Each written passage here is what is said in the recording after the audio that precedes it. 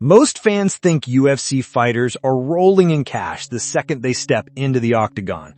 I mean, you see the knockouts, the insane training montages, the shiny belts, and you naturally assume everyone's living like a rock star. But the truth, it's way messier than that. Some fighters are pulling in millions, sure, but others are scraping by, sometimes barely covering basic expenses. And the thing is, almost nobody outside the inner circle really knows how UFC contracts are structured. So buckle up, because I'm about to take you behind the curtain. First off, let's talk base pay. Every fighter has a base salary listed in their contract. Sounds simple, right? You fight, you get that money. But here's the kicker. That base pay is often laughably low for newcomers. You might see a fighter making $10,000 to show up. And yes, that's before taxes, manager cuts, and training costs. And remember, a lot of fighters spend thousands every month just to stay in fight shape. Coaches, nutritionists, gyms, travel, camps. That $10K, it can vanish faster than a flash knockout. And for many fighters, it's a constant juggling act. Do they spend more on a high-level coach this month or on better recovery tools? Sometimes they have to choose between the two because the money isn't there to cover everything. Now throw in win bonuses. Most UFC contracts include a show money and a win money. So using that same $10K example, if the fighter wins, they might get another $10K. Seems fair, right? But here's where it gets tricky. A loss means you only take home the base pay, which sometimes barely covers the expenses.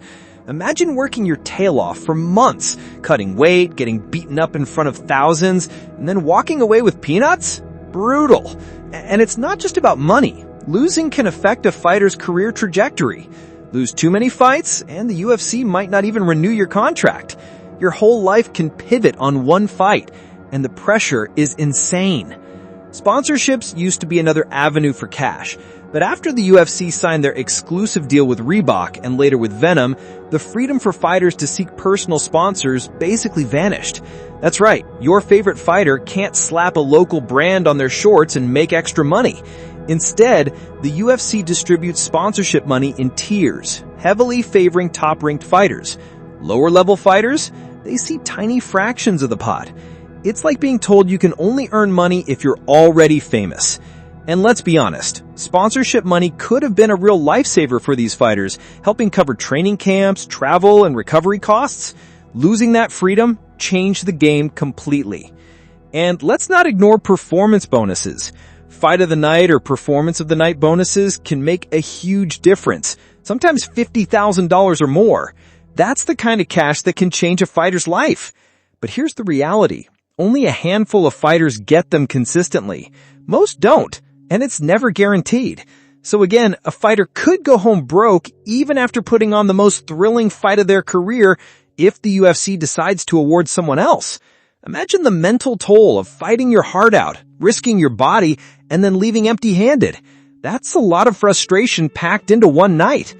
Then there's the fine print. Oh boy, the fine print. Contracts often include clauses that can feel downright punishing.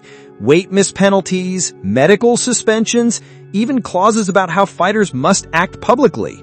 Break one of these, even unintentionally, and a portion of your paycheck can be withheld. That's money that was supposed to be yours for simply showing up, training, and risking serious injury. Some contracts even include clauses about fights that get canceled. If a fight is called off last minute, a fighter might not get their full show money. Imagine putting in weeks of grueling prep only to see your paycheck slashed because of circumstances beyond your control. And sometimes even things like social media behavior or interviews can trigger penalties. You could say the wrong thing or post something that the UFC doesn't like, and boom, money docked. It's a constant high-stakes chess game. Medical costs are another hidden nightmare. UFC does cover certain fight-related injuries, but many chronic or long-term health issues fall squarely on the fighter. Brain injuries, broken bones, lingering joint problems, these aren't just career risks, they're financial risks. Recovering from a major injury can mean months off, zero income, and mounting bills. And let's be real, very few fighters have insurance policies robust enough to handle this kind of setback. So even if a fighter is making it, One bad injury can wipe out months or even years of careful financial planning. And the career trajectory? It's brutal. Only a small fraction of fighters ever make it to the top tier where the big money lives. The rest, they hustle through regional shows, small contracts, and the occasional UFC fight, constantly risking their health with little financial security. And if they step out of line, speak out, or even demand better pay, they risk being blacklisted. The UFC is a business first, a fight organization second, and fighters are often bargaining chips in a financial chess game most fans will never see. Some fighters spend years climbing the ranks, only to realize that even if they win a few big fights, the money they get may not reflect the effort, risk, and sacrifice involved. And there's the psychological toll. Fighting isn't just about physical strength. It's mental, emotional, and even financial stress all rolled into one. Every fight can determine your career. Every loss can push you back months. Every injury could mean bankruptcy if you're not careful. And with contracts constantly favoring the organization, fighters have to play nice, even if it means biting their tongue or sacrificing their own financial interests. It's a life of constant pressure, discipline, and calculated risk, on top of the brutal physical grind. So, yeah, when you watch a fighter celebrating a victory, remember this. You're seeing the surface of a massive iceberg. The glitz, the fame, the knockouts, that's only the tip. Underneath, it's a tangle of contracts, clauses, sponsor restrictions, medical risks, and financial uncertainty that could make or break careers. Some fighters make millions, sure, but for many, the reality is a grind that tests not just their physical strength, but their financial and emotional endurance as well. At the end of the day, the octagon isn't just a battlefield of fists. It's a battlefield of contracts, money, and survival. Next time you cheer for your favorite fighter, remember they're not just fighting opponents. They're navigating one of the toughest business landscapes in sports. And if you thought the real action ended when the bell rang, think again. The fight for financial stability starts long before they even step foot in the cage. Every meal plan, every training session, every sponsorship negotiation, it's all part of the battle. Some nights, the hardest punches aren't coming from the opponent across the octagon. They're coming from the financial and bureaucratic maze these fighters have to navigate every day.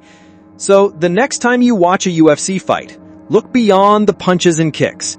Think about the weeks of training, the contracts that dictate almost every move, and the tiny margins between victory and financial disaster. Remember that for every superstar you see, there are dozens grinding behind the scenes, risking everything for a chance to step into that cage. The octagon might be the stage, but the real fight is often invisible, fought in contracts, finances, and sheer perseverance. And that, my friends, is the hidden story of UFC fighters. The real money game behind the glory, sweat, and pain.